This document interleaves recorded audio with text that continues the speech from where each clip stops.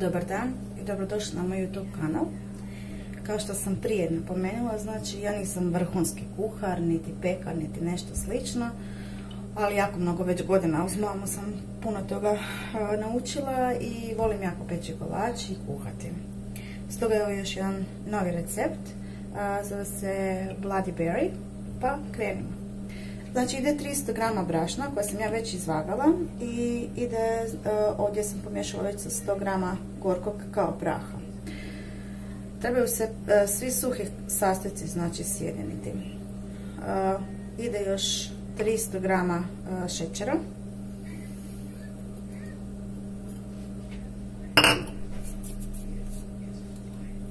Ide 1,5 kašikica praška za pecivo. Evo, to je taj. S obzirom da smo mi u Kanadi, imamo taj.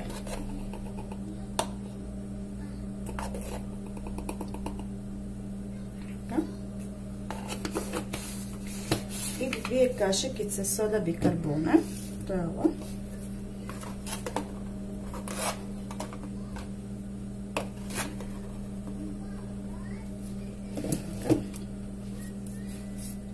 Ide mali prstohvat soli.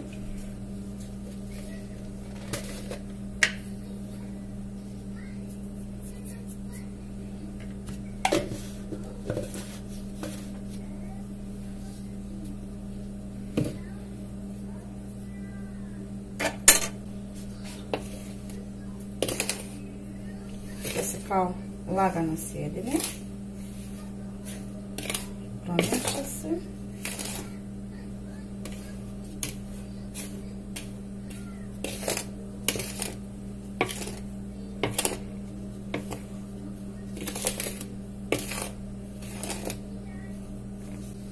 Nakon što smo promiješali, piše da se mora prosijati.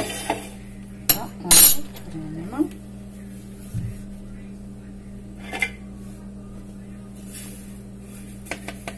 Višak ćemo maknuti.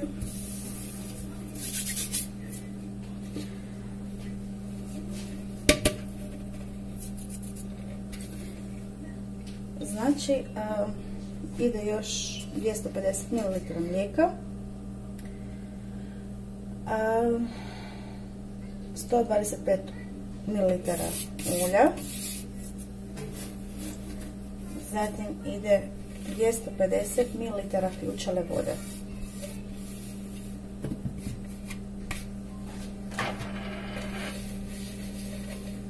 Naravno ovdje možete još dodati kašikicu arome vanilije, ali ja recimo ovoga puta neću.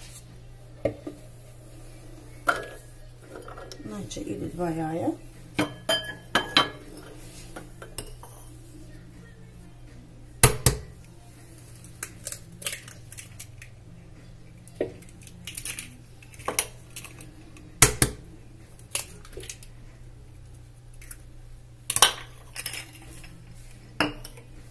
Kao što smo rekli, mlijeko.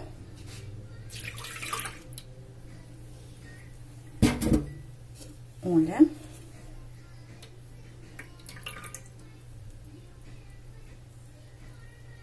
Znači sada treba dodati ključavu vodu, rekli smo 250 ml.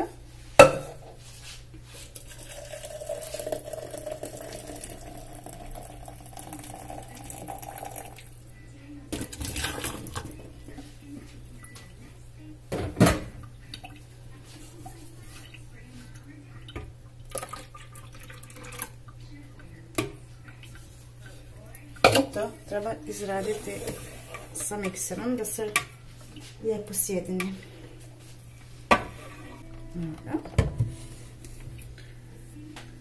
I postepeno dodavati ovu smjesu od znači brašna i ostalih suhih sastojaka uz lagano miješanje.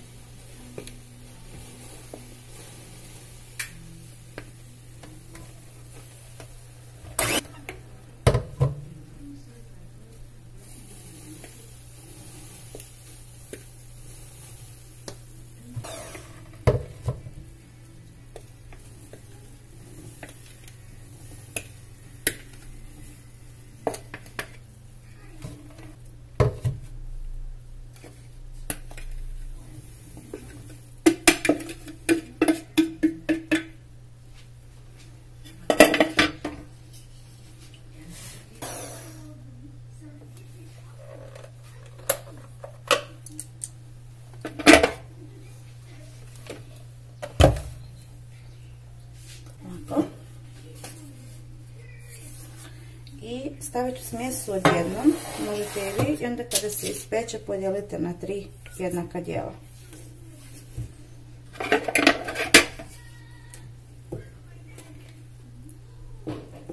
Smjesa se peče na 180. Evo, to je to što se tiče biskvita. Sad ću ga staviti u peći. U međuvremenu ćemo preći na izrađivanje fila i za nežni berry fil. Dobrodošli natrag. Sada znači pripremamo nježni berry fil. Morate kupiti, znači, ili ako imate, bit će bolje, 600 grama ovako smrznutog voća. Vidite? Njemu dodate u jednu posudu, znači nekih 300 grama šećera. Pustite da se opušta, jel, da pusti svoje sokove i tu vodu od šećera i sve to. Nakon toga stavite u jednu posudu gdje kuhate do vrenja. Kada dođe do vrenja,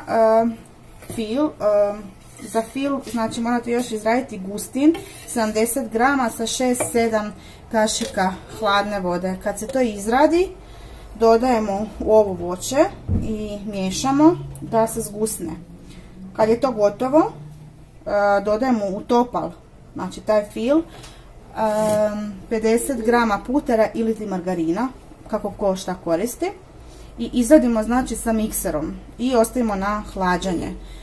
Da vam se ne uhvati korica, znači kao kod svakog fila možete staviti foliju prozirnu, znači skroz gore na fil i znači nema korice, neće se uhvatiti korica.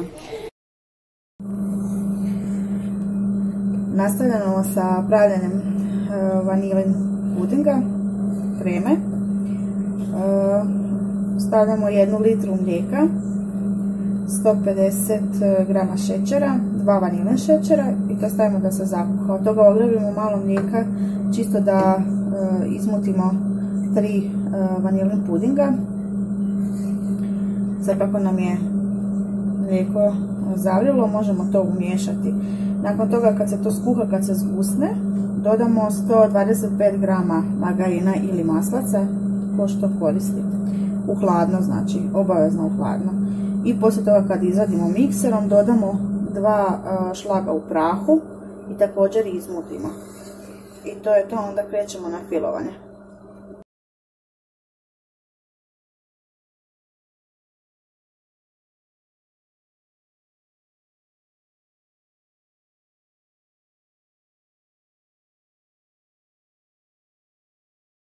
Ovo je znači rezultat naše torte. Nisam snimala kako se slaže, u biti ide jedan biskvit, pa ide bloody berry fil, zatim ide žuti fil, pa opet kora i tako dalje. Žuti fil možete staviti čak i gore namazat, pa sad ovisi znači kako želite ukrasiti tortu. Ja sam evo samo jednostavno napravila laganu glazuru i stavila eto žele bombončiće. Pa eto, nadam se da će vam se svidjeti torta, probajte ju svakako. I evo, to je to. Dobar tek!